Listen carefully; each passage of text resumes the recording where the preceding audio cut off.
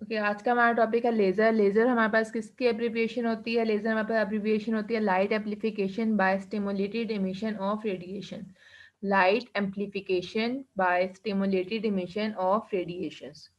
अच्छा, लेज़र की वर्किंग के लेज़र हमारे पास एक intense monochromatic unidirectional beam of light होती है।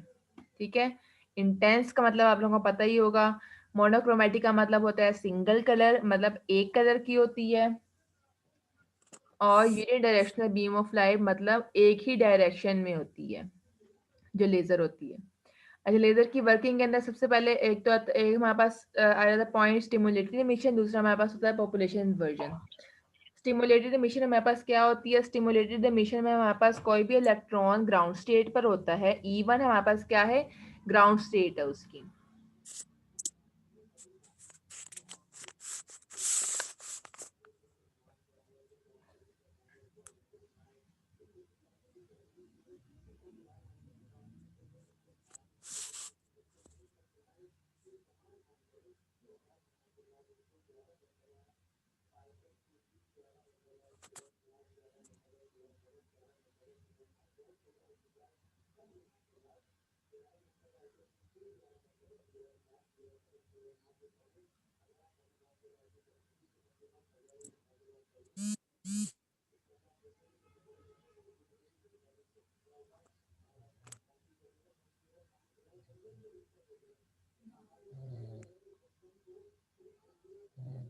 ये स्टिल क्यों हो गया यार? अच्छा, यहाँ पे मैं बता रही थी स्टिमुलेटेड एमिशन के अंदर कोई भी इलेक्ट्रॉन एक्साइट करके जाता है एक्साइटेड स्टेट के अंदर। और कोई ना कोई हमारे पास कोई फोटोन हमारे पास आता है। उसमें इसकी स्क्रीन नज़र नहीं आ रही, क्लियर इसलिए नज़र नहीं आ रही। मैं आपको ना लास्ट में पिक्चर सेंड कर दूंगी, ये जो मैंने लिखा हुआ है रजिस्टर के ऊपर। बाकी अभी आप लोग इसी से गुजारा करें, इतना ही नज़र आएगा। स्टिमुलेटेड एमिशन के अंदर कोई भी इलेक्ट्रॉन जब एक्साइट करके जाता है सेकंड एनर्जी लेवल के अंदर। सेकंड एनर्जी लेवल हमारे पास कौन सा एनर्जी लेवल होता है? एक्साइटेड स्टेट होती है। एक्साइटेड स्टेट के अंदर जब जाता है उसको हम कहते हैं स्टिमुलेटेड एमिशन। स्टिमुलेटेड एमिशन के अंदर हमारे पास दो किस्म की टाइप्स आ जाती हैं। अब हमारे पास इलेक्ट्रॉन जो होता है वो एक्साइटेड स्टेट के अंदर चला गया। अब एक्साइटेड स्टेट से उसने वापस भी तो आना होता है। जब एक्साइटेड स्टेट से वापस आना होता है तो उसकी दो तरह की इमिशंस होती हैं। ठीक है, पहली इमिशन, पहला टाइप हमारे पास क्या होगी? Spontaneous emission. स्पॉन्टेनियस इमिशन के अंदर क्या होगा कि जो इलेक्ट्रॉन होगा वो कोई ना कोई फोटोन इमिट करेगा। फोटोन की एनर्जी हमारे पास क्या होगी? HF is equal to E2 minus E1। E2 minus E1 का फोटोन हमारे पास इमिट करेगा और वो वापस अपने ग्राउंड स्टेट के अंदर आ जाएगा। अच्छा, in this emission electron does, अच्छा अब इस इमिशन के अंदर कोई भी इलेक्ट्रॉन जब हमारे पास एक्साइटेड स्टेट से ग्राउंड स्टेट में वापस आ रहा है तो उसको कोई ना कोई फोटोन के साथ इमिट होना की जरूरत, कोई ना कोई फोटोन के साथ वो इंटरेक्ट नहीं करता। एक मिनट।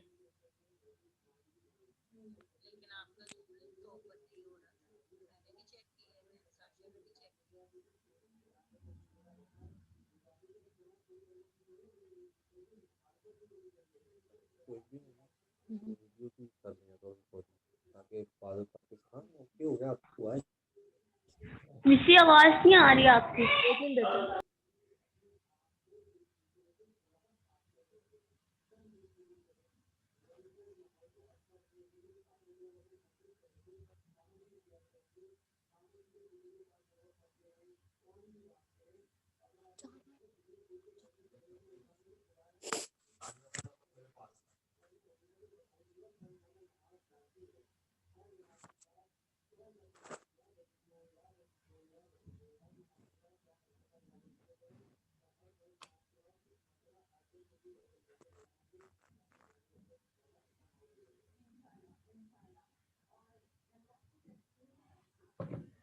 स्पॉन्टेनियस इमिशन के अंदर हमारे पास जो एक्साइटेड इलेक्ट्रॉन होता है जो कि E2 के अंदर है, हमारे पास एक्साइटेड स्टेट के अंदर है। एक्साइटेड स्टेट से वापस ग्राउंड स्टेट में आने के लिए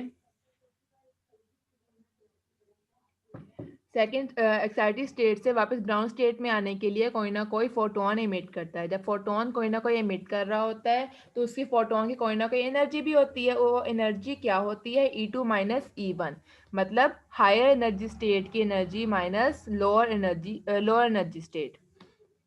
In this emission, electron does not interact with any other photon and get back to its energy level. अच्छा, यहाँ इस स्पॉन्टेनियस इमिशन के अंदर एक कंडीशन ये भी हमारे पास है कि इलेक्ट्रॉन जब एक्साइटेड स्टेट से वापस हमारे पास ग्राउंड स्टेट में आ रहा होता है तो इसको किसी भी फोटोन के साथ इंटरेक्ट करने की ज़रूरत नहीं होती है। कोई बाहर की एनर्जी इसको नहीं चाहिए होती है। इसको ये अपनी एनर्जी इमिट करता है और वापस आ जाता है, वापस अपने ग्राउंड स्टेट के अंदर आ जाता है।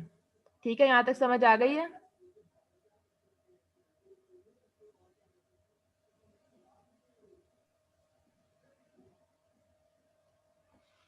अच्छा, आगे हमारे पास है स्टिमुलेटेड इमिशन। अच्छा, स्टिमुलेटेड इमिशन में क्या फ़र्क हमारे पास होता है? स्पॉन्टेनियस इमिशन में हमारे पास ने यही पढ़ा कि इलेक्ट्रॉन कोई भी एक्साइटेड स्टेट के अंदर है, वो वापस ग्राउंड स्टेट के अंदर आ गया और कोई ना कोई उसने फोटोन इमिट किया। और जो फोटोन उसने इमिट किया था स्पॉन्टेनियस इमिशन के अंदर, स्पॉन्टेनियस इमिशन के अंदर जो फोटोन उसने इमिट किया था वो आर्बिट्रेरी डायरेक्शन में इमिट किया था। आर्बिट्रेरी मतलब किसी भी डायरेक्शन में वो फोटोन इमिट कर सकता है। ज़रूरी नहीं है कि एक यूनी डायरेक्शनल हो, लेकिन लेज़र के अंदर हमने पढ़ा है कि लेज़र एक यूनी डायरेक्शनल हमारे पास बीम ऑफ लाइट है।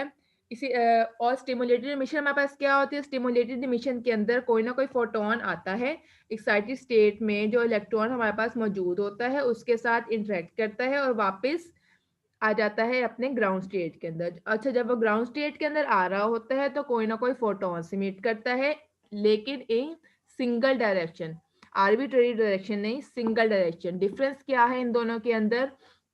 स्टिमुलेटेड इमिशन में फोटोन जो होता है एक्साइटेड इलेक्ट्रॉन के साथ इंटरेक्ट करता है, और सेकेंडली फोटॉन्स जो एमिट हो रहे होते हैं वो सिंगल डायरेक्शन में एमिट हो रहे होते हैं, एक ही डायरेक्शन में एमिट हो रहे होते हैं जो फोटॉन्स एमिट हो रहे होते हैं। और जो स्पॉन्टेनियस इमिशन है उसके अंदर आर्बिट्रेरी डायरेक्शन में एमिट हो रहे होते हैं फोटॉन्स। और सेकेंडली बात यह है कि फोटॉन्स जो होते हैं वो इलेक्ट्रॉन्स के साथ जब वो एक्साइटेड स्टेट से ग्राउंड स्टेट में आना होता है। मिस जी इस तरह समझ नहीं आ रही, फिर अपना स्क्रीन शेयर कर दूं आपके साथ? किस तरह बताऊं आप लोगों को? बताएं, ये साथ साथ करके दिखा दूं?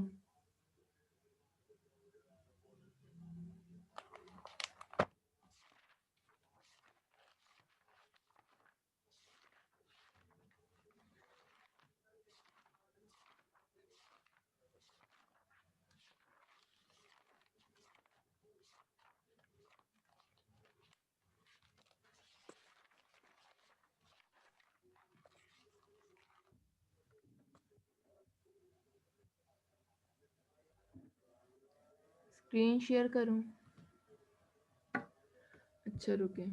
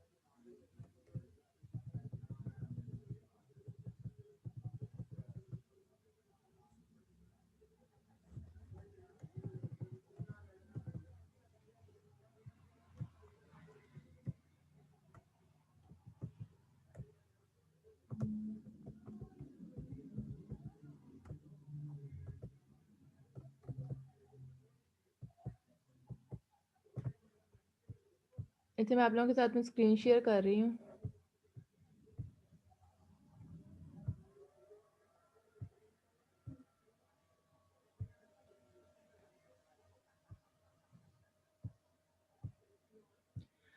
अच्छा, यहाँ पे मैं पढ़ा रही थी स्पॉन्टेनियस इमिशन और स्टिमुलेटेड इमिशन।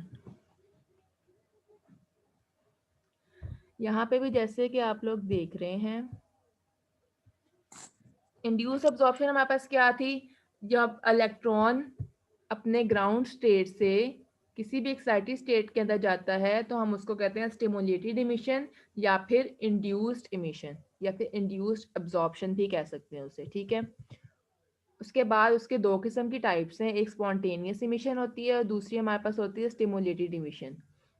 स्टिमुलेटेड इमिशन या फिर इंड्यूस्ड इमिशन। स्पॉन्टेनियस इमिशन के अंदर हमारे पास क्या होता है, जो इलेक्ट्रॉन E2 स्टेट के अंदर था वो वापस E1 स्टेट के अंदर आ गया और उसने कोई ना कोई फोटोन इमिट किया जिसकी एनर्जी यहाँ पे गिवन है HF is equal to E2 minus E1 in any arbitrary direction. किसी भी आर्बिट्रेरी डायरेक्शन के अंदर उसने फोटोन इमिट किया और अपने ग्राउंड स्टेट के अंदर वापस आ गया, ठीक है।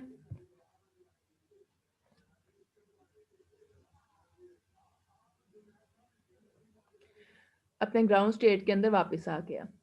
उस ग्राउंड स्टेट की एनर्जी, उस फोटोन की एनर्जी हमारे पास ये है, ये हो गया हमारे पास स्पॉन्टेनियस इमिशन। स्पॉन्टेनियस इमिशन के अंदर जो भी हमारे पास इमिशन होगी, जो फोटोन इमिट होगा वो आर्बिट्रेरी डायरेक्शन के अंदर होगा, उसकी डायरेक्शन हमें नहीं पता होगी, किसी भी डायरेक्शन में वो फोटोन इमिट हो सकता है। सेकेंडली हमारे पास आ जाती है इंड्यूस्ड इमिशन। इंड्यूस्ड इमिशन को हम स्टिमुलेटेड इमिशन भी कहते हैं, ठीक है।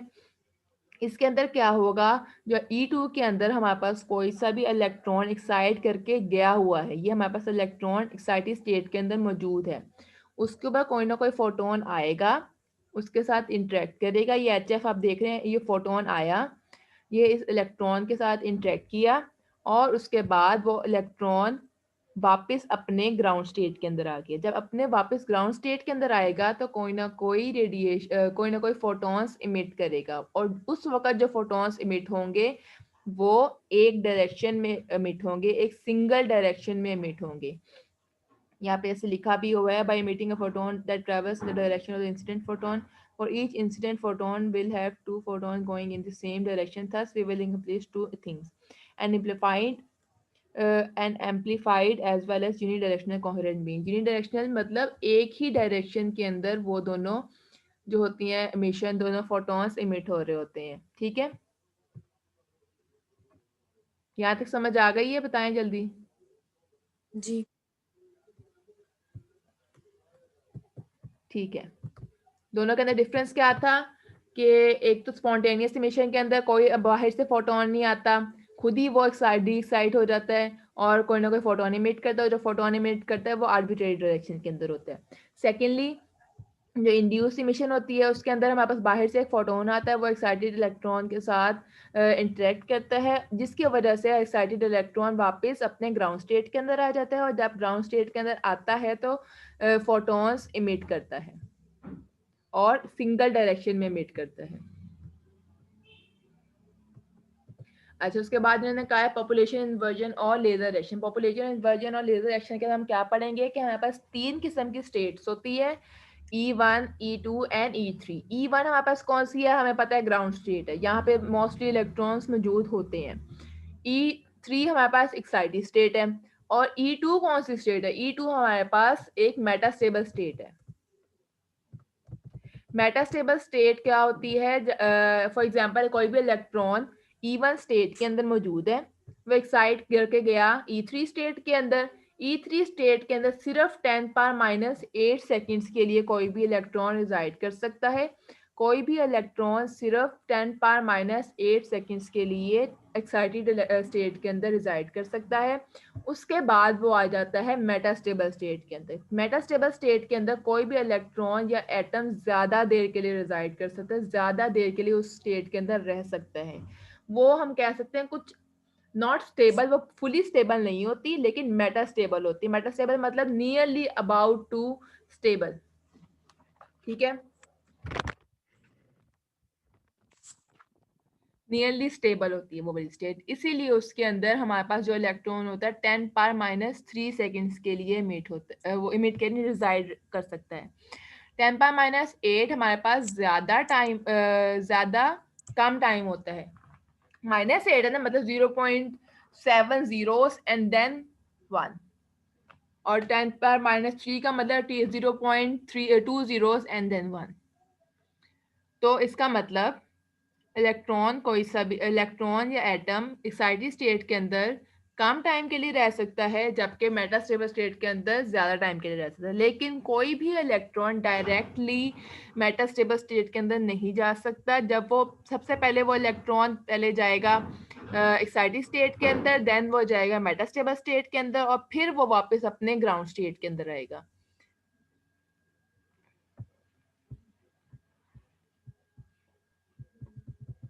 आगे लिखा metastable state is an excited state in which an electron is usually stable. वही मैंने आपको बताया कि जिसके अंदर इलेक्ट्रॉन ज़्यादा स्टेबल होता है, and from which electron spontaneously falls lower state only after relatively longer time. यही बात लिखी हुई है कि वहाँ पे इलेक्ट्रॉन ज़्यादा टाइम के लिए रह सकता है और उसके बाद अपने ग्राउंड स्टेट के अंदर वापस आता है। The transition from or to this state are difficult as compared to other excited state। और अगली बात वही बताई है कि डायरेक्टली स्टेट के अंदर नहीं जाया जा सकता। पहले वो एक्साइटेड स्टेट के अंदर जाएगा, फिर वो मेटास्टेबल स्टेट के अंदर आएगा electron. Hence, instead of direct excitation to this stage, electron are excited to the higher level for spontaneous fall to metastable state। फिर वही बात यही कि पहले वो एक्साइटेड स्टेट के अंदर जाएगा, फिर वो मेटास्टेबल स्टेट के अंदर आएगा। Also, let us assume that incident photons of energy E3 minus E1 raise the atom from ground state to E1। अच्छा, हमारे पास जो फोटोन आ रहे हैं जिसकी वजह से एब्जॉर्प्शन होने के बाद E3 स्टेट के अंदर जा रहे हैं, उसकी एनर्जी हमारे पास इक्वल होती है HF is equal to E3 हमारे पास यही करते थे ना हम, कि higher energy level minus lower energy level. Higher energy level is E3 and lower energy level is E1। E1 से हमारे पास कोई भी इलेक्ट्रॉन जा रहा है E3 के अंदर,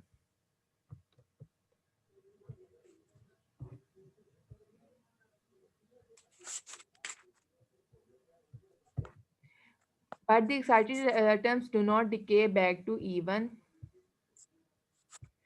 Thus, the only alternative for the atoms in the excited EC is to decay spontaneous। अच्छा, फिर उसके बाद वही बात लिखी हुई है, E3 के बाद डिके होकर जो इलेक्ट्रॉन होता है वो E2 के अंदर आ जाता है। E2 हमारे पास क्या था, मेटास्टेबल स्टेट था, एक स्टेबल स्टेट थी for the electron. This situation is not अच्छा। अब E2 के अंदर हमारे पास इलेक्ट्रॉन ज़्यादा टाइम के लिए रिजाइड कर सकता है, जिसकी वजह से वहाँ पे ज़्यादा इलेक्ट्रॉन्स जो होते हैं वो जुमा हो जाते हैं। हमारे पास इलेक्ट्रॉन यहाँ पे थे, वो गए E3 के अंदर। E3 के अंदर ज़्यादा कम टाइम के लिए वो इलेक्ट्रॉन रहते हैं, जिसकी वजह से वो वापस आ गए E2 के अंदर। E2 के अंदर ज़्यादा टाइम के लिए इलेक्ट्रॉन्स रह सकते हैं, जिसकी वजह से यहाँ पे ज़्यादा सारे इलेक्ट्रॉन्स आ गए, ज़्यादा सारे एटम्स आ गए, और जिसकी वजह से वहाँ पे हो गई पॉपुलेशन इन्वर्जन। इस जब हमारे पास E2 के अंदर E1 से ज़्यादा इलेक्ट्रॉन्स आ जाएं तो उसको हम कहते हैं पॉपुलेशन इन्वर्जन।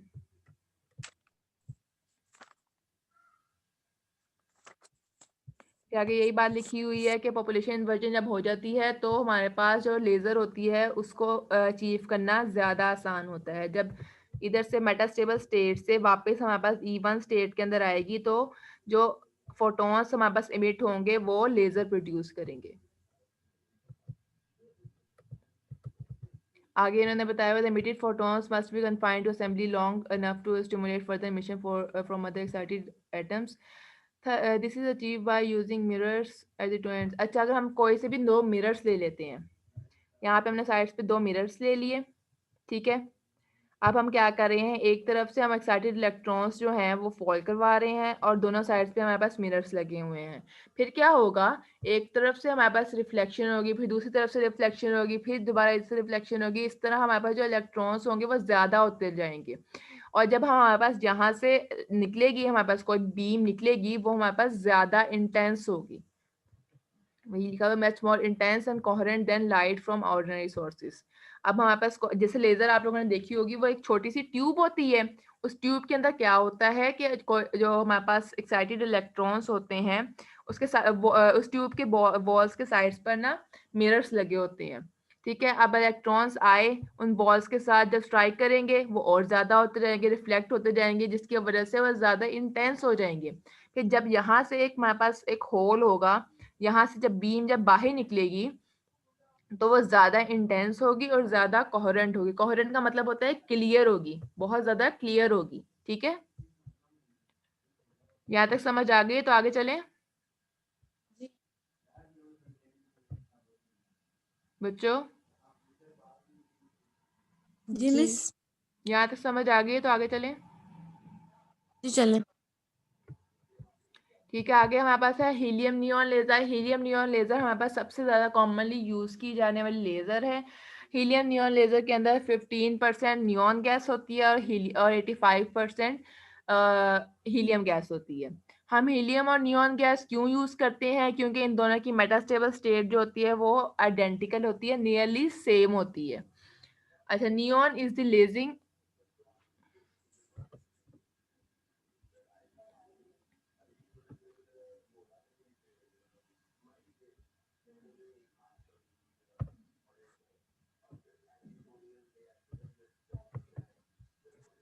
मिस, ये बस करें।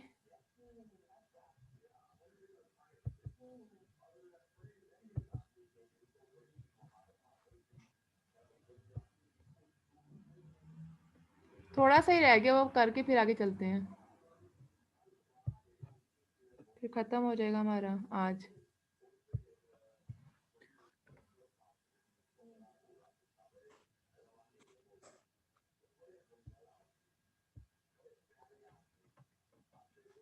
शुद्ध में क्या करवा रही थी?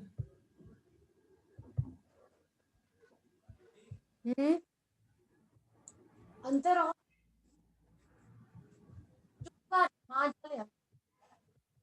अच्छा, तो हीलियम नियॉन लेजर के अंदर हमारे पास 85% हीलियम होती है और 15% हमारे पास क्या होती है, नियॉन गैस होती है। और ये हम यूज़ क्यों करते हैं? क्योंकि दोनों के मेटास्टेबल स्टेट्स नियरली सेम होते हैं। ठीक है, उसके बाद इसके आगे मेटास्टेबल स्टेट्स की इन्होंने एनर्जीज भी लिखी हुई हैं। हीलियम की हमारे पास होती है 20.61, जबकि नियॉन की हमारे पास होती है 20.66। सिर्फ 0.05 इलेक्ट्रॉन वोल्ट का फ़र्क होता है दोनों के एनर्जी स्टेट्स के अंदर। अच्छा, the high water electric discharge excites the electron in some of the helium atoms to the 20.61। अच्छा, अब हमारे पास सबसे पहले क्या है, कोई भी हीलियम इलेक्ट्रॉन के अंदर, हीलियम एटम गैस के अंदर कोई इलेक्ट्रॉन है, वो एक्साइटेड स्टेट के अंदर है, मेटास्टेबल स्टेट के अंदर है, वो जाएगा नियॉन के मेटास्टेबल स्टेट के अंदर। जब नियॉन के मेटास्टेबल स्टेट के अंदर जाएगा तो उसके अंदर एडिशन हो जाएगा 0.05 काइनेटिक एनर्जी का।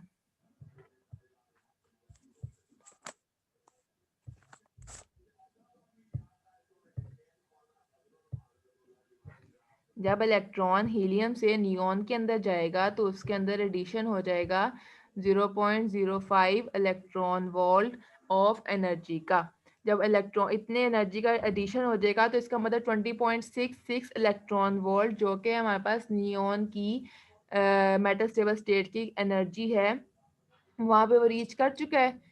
तो यहाँ पे मेटास्टेबल स्टेट के अंदर आ जाएगा इलेक्ट्रॉन्स। जब इलेक्ट्रॉन्स नियॉन के मेटास्टेबल स्टेट के अंदर आएंगे तो उन्होंने वापस डी एक्साइड भी तो होना होगा ना। डी एक्साइड जब होंगे तो वो एक लिमिट पे जाकर डी एक्साइटेशन पे जाकर वो कोई ना कोई फोटोन इमिट करेंगे। ठीक है, वो कौन सी किस एनर्जी पे जाकर वो फोटोन इमिट करेंगे? वो एनर्जी हमारे पास है 18.7 इलेक्ट्रॉन वोल्ट। 18.7 इलेक्ट्रॉन वोल्ट पर जाकर एनर्जी पर जाकर जो इलेक्ट्रॉन्स होंगे वो फोटॉन्स इमिट करेंगे, और वो जो फोटॉन होंगे वो हमारे पास प्रोड्यूस करेंगे लेजर लाइट। और रेड लेजर लाइट की हमारे पास वेवलेंथ होती है 632.8 नैनोमीटर, और उसकी एनर्जी जो जनरेट होती है 1.96 इलेक्ट्रॉन वोल्ट होती है। ठीक है,